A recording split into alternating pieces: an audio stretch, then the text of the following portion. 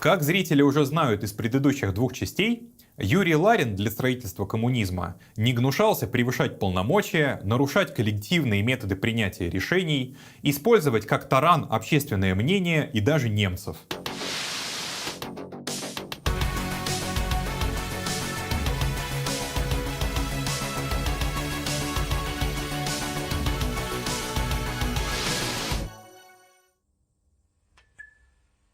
Первые попытки укротить Ларина стали предприниматься еще в середине 1919 года. 28 июня Президиум ВСНХ поручил комиссии использования в двухнедельный срок представить в Президиум отчет о деятельности за все прошлое время и программу работ на ближайший период, причем указать точные штаты и определить свои функции. Тогда же Президиум ВСНХ указал, что функции административные комиссии не принадлежат, и она не имеет права выдавать наряды ни на какие товары. Вопрос разбирался еще раз через месяц.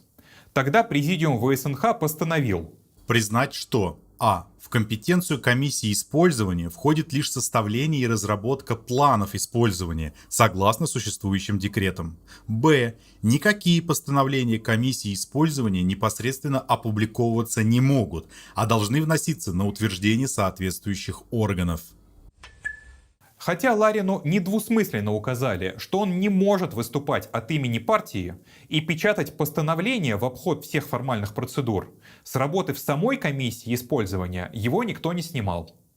Видимо потому, что он все-таки хорошо делал свое дело. Всего за 2 года работы комиссии использования подготовила 280 смет снабжения отдельных особо важных потребителей и 121 план использования особо важных продуктов в масштабах всей страны. Каждый план использования подразумевал увязку между собой примерно 150 производителей и потребителей, которые уже распределяли полученные ресурсы дальше по своим подведомственным органам. Помимо планов распределения, Ларин в 1919-1920 годах занимался примерно всем. Надо утвердить списки национализируемых предприятий – Ларин. Надо распределить валенки и теплые вещи между армией и гражданскими – Ларин. Надо снабжать освобожденные от противника местности – Ларин. Надо распределить, кого снабжать электроэнергией в первую очередь – Ларин. Подготовить проект по отмене квартплаты – тоже Ларин. Поэтому, когда встал вопрос о подготовке единого хозяйственного плана, Ларина, разумеется, привлекли к этой работе. Дело в том, что, несмотря на попытки управлять всей экономикой страны из единого центра по единому плану, единого плана в действительности не существовало. Каждый главк ВСНХ имел собственный план, который к тому же ограничивался наличными ресурсами, и масса времени тратилась на согласование планов разнообразных главков и комиссий. По существу вместо рынка существовал административный рынок или рынок согласований. В апреле 1920 года состоялся 9-й съезд РКПБ, который принял решение об организационной связи между хозяйственными комиссариатами. Подробнее о едином плане я рассказывал в ролике, посвященном столетию Госплана. К тому времени в стране существовало фактически 2 параллельные системы управления. ВСНХ со своими главками ведал гражданской промышленностью, а Промвоенсовет – военной. Комиссия использования снабжала сырьем и материалами промышленность, а ЧУСОСНАБАРМ – армию. Наркомснаб снабжал едой промышленность и население, а Главснабарм – армию. ЧУСОСНАБАРМ, Главснабарм и Промвоенсовет входили в образованный в ноябре 1918 года Совет обороны. Единство действий ВСНХ и Промвоенсовета достигалось одно время тем, что их возглавлял один и тот же человек – Алексей Иванович Рыков.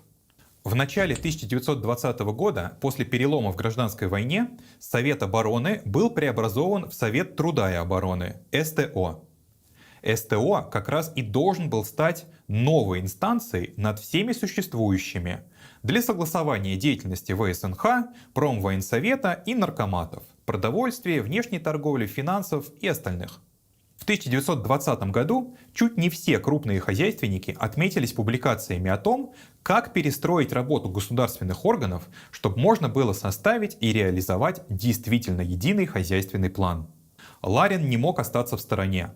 14 октября 1920 года он на межведомственном совещании провел решение о преобразовании ВСНХ в Народный комиссариат промышленности и создании при Совете труда и обороны вневедомственного органа по согласованию хозяйственных планов по производству, транспорту, снабжению, топливу, внешней торговле, рабочей силе и распределению денежных знаков. Ленин откликнулся на эту идею. А решительно не согласен с этим проектом. Переименование – вредная игра. В исполнении решения 9-го съезда, текст решения прилагаю, надо, по-моему, создать постоянную межведомственную комиссию при Совете труда и обороны под моим, если не возражают товарищи, председательством. Этого вполне достаточно. В октябре 1920 года, как мы видим, Ленин еще считал, что для единого плана достаточно межведомственной комиссии, которая будет согласовывать планы ведомств. Однако довольно быстро он изменил свое мнение. В конце 1920 года 8-й Всероссийский съезд Советов утверждает подготовленной комиссией ГОЭЛРО план электрификации России. И Ленин заявляет, что общегосударственный план должен строиться не путем согласования планов ведомств, а идти от задач технической реконструкции. Ленин с этой идеей оказался чуть ли не один против всех. Руководители старых хозяйственных органов, осуществлявших экономическую политику в период военного коммунизма, противились созданию нового органа – Госплана. Ларин тоже выступил против. Он считал, что над технарями из ГОЭЛРО надо поставить президиум экономистов, в состав которого, разумеется, записал себя. Это, кстати, показывает, как тяжело даже самым идейным людям разделять личное и общественное. Однако Ленин продавил свое видение, настояв, что план ГОЭЛРО и есть тот единый хозяйственный план, а все другие хозяйственные органы должны свою деятельность строить так, чтобы лучше его выполнить.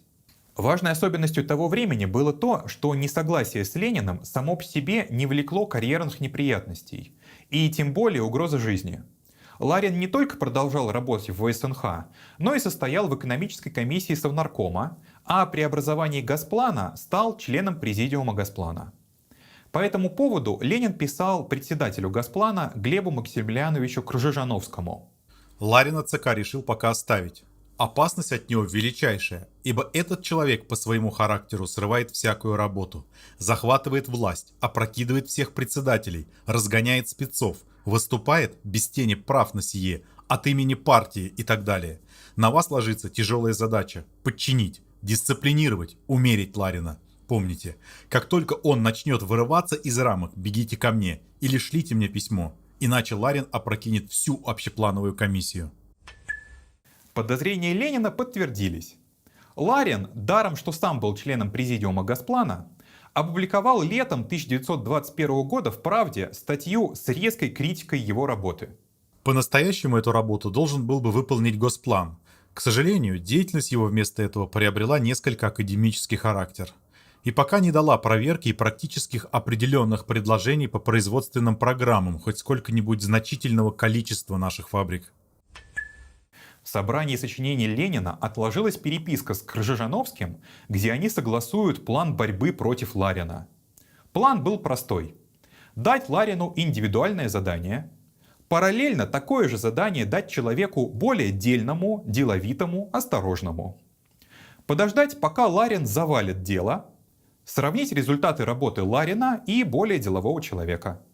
Предложить Ларину выступить с его мудрыми соображениями о методологии работы Госплана, стенограмму опубликовать, дабы дурь была видна, а результаты обобщить и передать в ЦК партии. В общем, интрига против Ларина сводилась к тому, чтобы сделать профнепригодность Ларина к практической плановой работе более явной.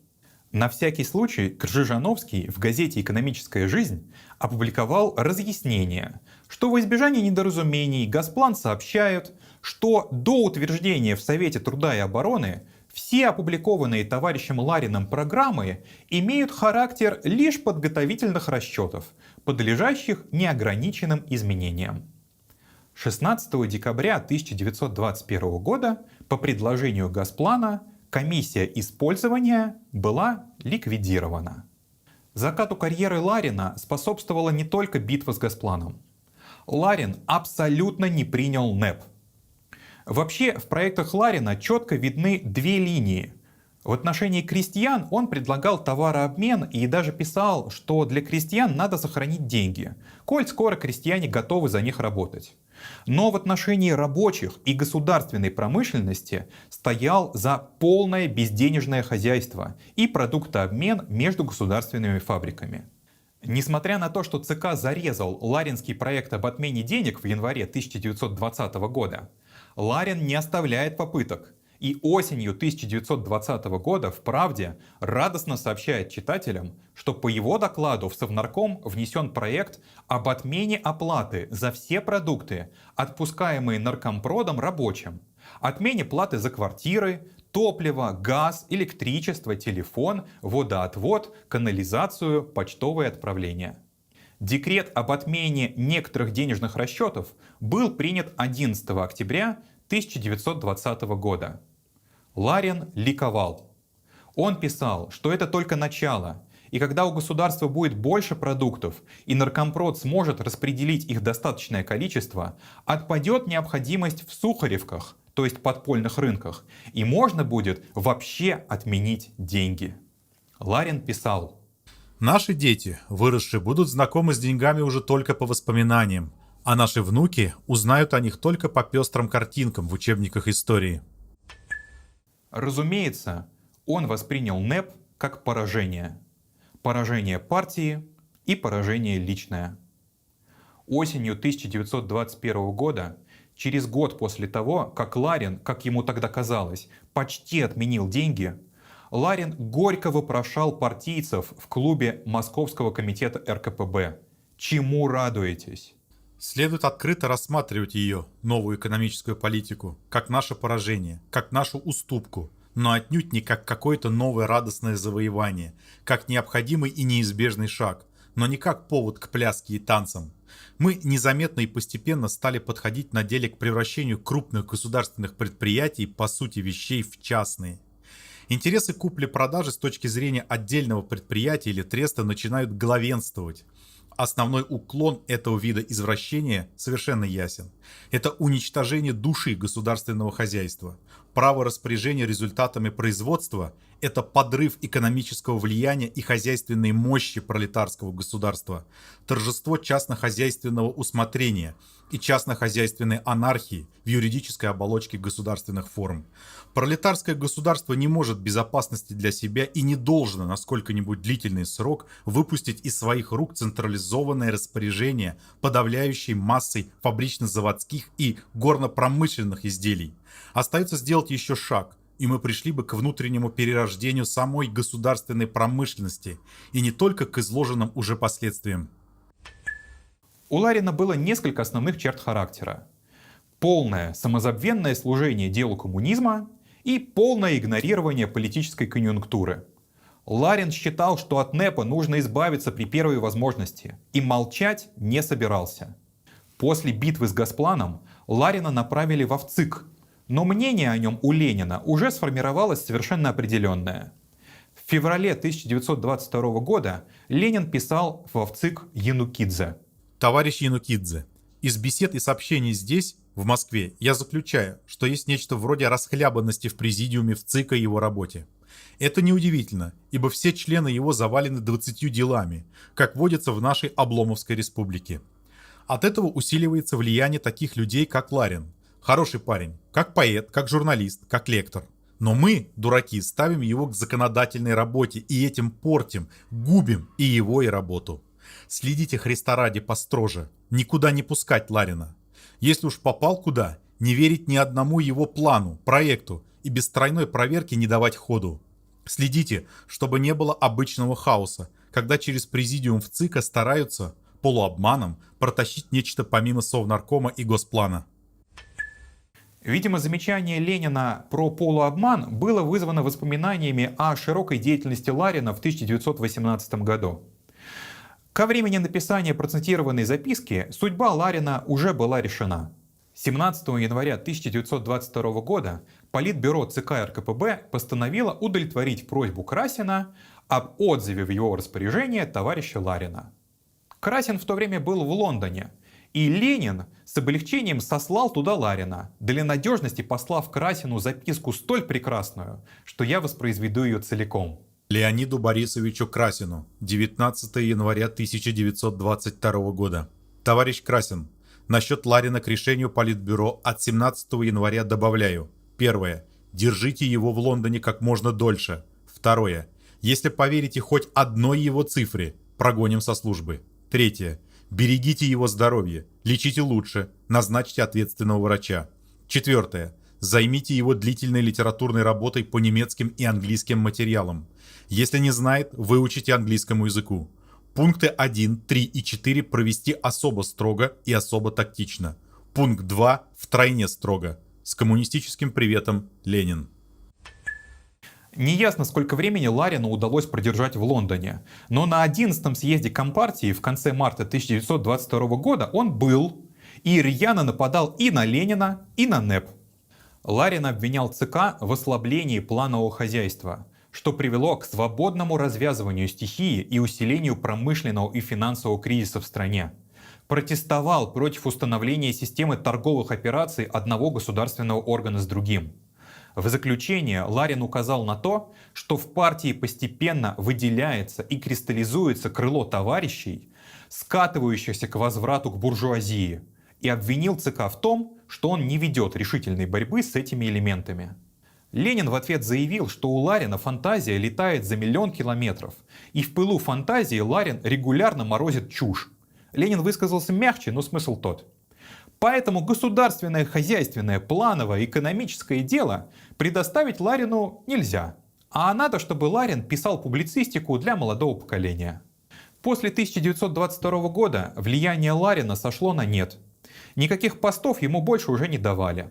В конце 20-х Ларин отметился серией книг по еврейскому вопросу, алкоголизму, частному капиталу в СССР, новому быту и даже введению непрерывной рабочей недели. То есть действительно направил свою энергию в литературное русло. Племянник Ларина Михаил Григорьевич Рабинович приводит свидетельство знавших его людей, что если б не ранняя смерть, быть бы Ларину осужденным на каком-нибудь показательном процессе. Хоть ни в каких оппозициях Ларин не участвовал. Но Ларин из-за слабого здоровья умер в 1932 году в возрасте всего 49 лет и был похоронен с государственными почестями в Кремлевской стене. Зрители в комментариях уже не раз требовали от меня, чтобы я дал четкую личную оценку Ларину. Наш он или не наш? Надо ли зрителям его любить или наоборот, а то как-то неоднозначно рассказываю. Но мне именно хотелось показать неоднозначность той эпохи и людей, которые ее делали. Идеальных героев в революции нет, но это не значит, что живые герои революции с их плюсами и минусами недостойны того, чтобы мы о них помнили. Ленин не справился бы в одиночку, а вместе с Ларином и другими товарищами они сделали возможной попытку построения лучшего мира. До встречи в новых выпусках «Плана А» и не забывайте о ссылках на литературу под роликами.